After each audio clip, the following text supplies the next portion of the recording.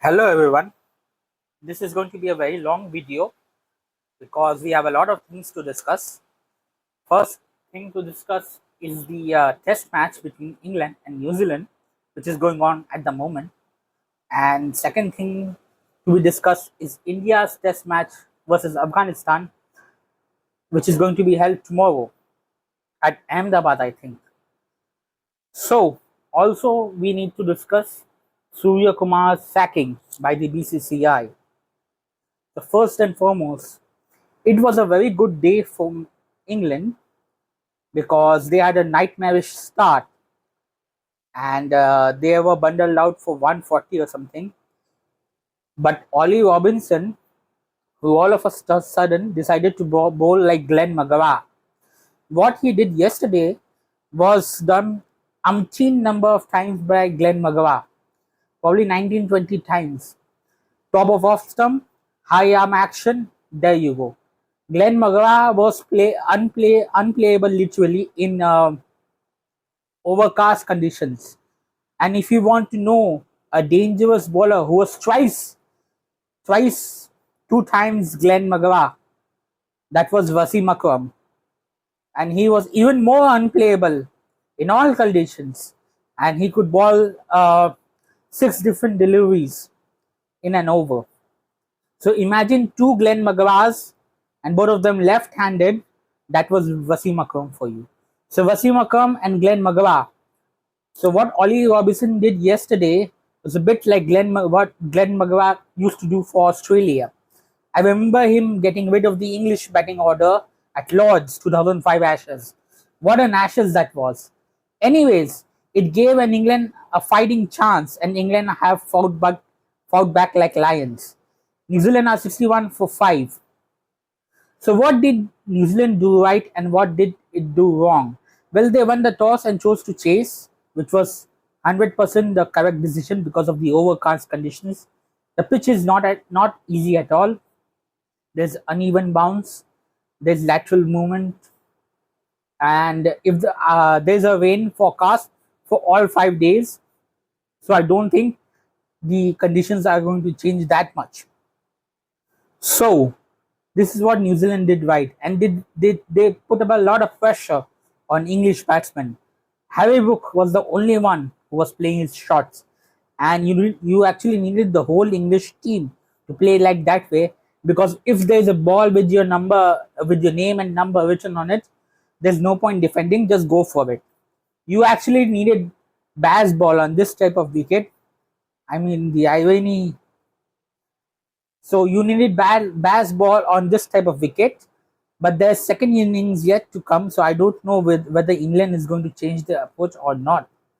So New Zealand did win the toss and they bowled really well. It was a very well disciplined bowling attack. It was a world class bowling attack. Jameson, Smith, Matt Henry. So that was quite good. I mean, Willowoke.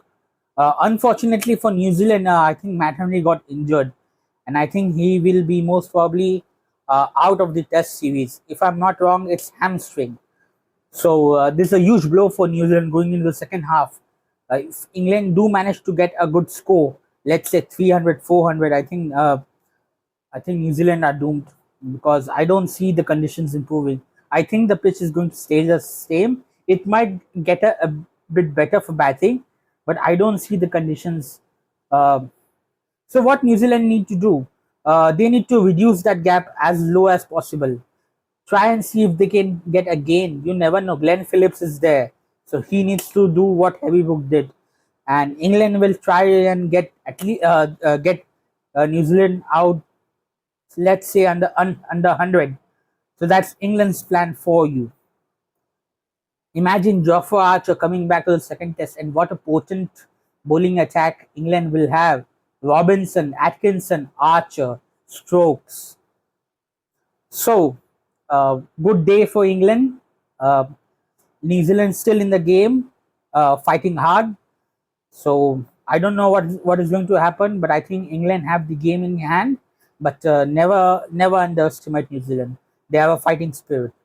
So next topic we'll go to Surya Kumar Yadav sacking. I think it's safe to say that Surya Kumar Yadav was stabbed in the back by BCCI. And if I was Surya Kumar Yadav, then I would be feeling very angry and very sad, because I would have preferred that they could have sacked Surya Kumar Yadav ahead of the World Cup, going with a fresh captain. And if India would have lost, then it wouldn't have mattered, because Surya Kumar said, I was not the captain. But now, under his captainship, India did win the World Cup. So, what more a guy has to do to retain his place in the side? I know he's not getting runs, but I guarantee you, if Shubman Gill was captain on that squad, India would have lost. Because the way Surya Kumar captained, marshaled his troops, as you say, Shubman Gill could not have done that. And it is because of Surya Kumar's captainship that we have won the World Cup. So I don't know what BCCI is doing, but they have certainly betrayed Surya Kumar Yadav. And if I was Surya Kumar Yadav, I would be feeling betrayed, angry, and sad. They are preparing for the next World Cup, but that's 2 years. I mean, you're dropping a World Cup winning captain just because he hasn't scored one. I mean, that's ridiculous. That's utterly disgraceful and ridiculous. By that same logic, Shubman Gill should also be dropped from the ODI squad as well, because under his captainship, we haven't been winning any kind of ODI series. We won against South Africa, but then we lost to New Zealand and Australia. New Zealand came here and beat us. So why the hypocrisy, I want to ask BCCI. Anyways, if BCCI want to, this will not bode well for Indian cricket, I'm telling you. I don't think we are winning the 2027 World Cup. I don't think we are winning the T20 World Cup. Shreyas Iyer is a good captain, a very good captain, no doubt. But there are some issues with him as well. Firstly, he was injured very badly and he has recovered well. You never know that, God forbid, that injury might come back. I think he was bleeding internally and he was admitted in a hospital in Sydney and he was in a very critical condition. But he came like a champion and lion, and he led Punjab Kings to a respectable position. Although Punjab Kings could have easily been in the top 4. So issue number 1 is Shreyas Iyer's fitness, whether he'll be match fit or whether that injury, there's a high degree of chance of that injury coming back. Issue number 2 is Shreyas Iyer can't defend scores about 200. 9 times as a captain he has lost. I'm talking about the IPL record. So he looked quite ordinary during this IPL. Batting wise, he was perfect, but captainship tactics leaves a lot to be desired. I don't think he's ready yet. He has the potential to become a very good captain, much better than Shubman Gill, thank God, but not bigger than Surya Kumar Yadav. Only time will tell. Only time will tell. So if BCCI want to shoot themselves in the foot, be my guest, but this won't bode well for India in the World Cup or in the ODI or the T20 World Cup. So next topic, final topic, India versus Afghanistan. We have a test match tomorrow. This is a one-off test, and the points gained from this test won't affect the World Test Championship scoreboard, because this is a one-off test. So why against Afghanistan? Well, India have been struggling against spin. India can't play spin anymore. And Afghanistan have a lot of good spinners, Rashid Khan, Mujib, Allah Ghaznafar. I don't know if they are available for selection, injured or not. Noor is also there. So if I were in the Afghanistan camp, I would load up my team with spinners. Okay.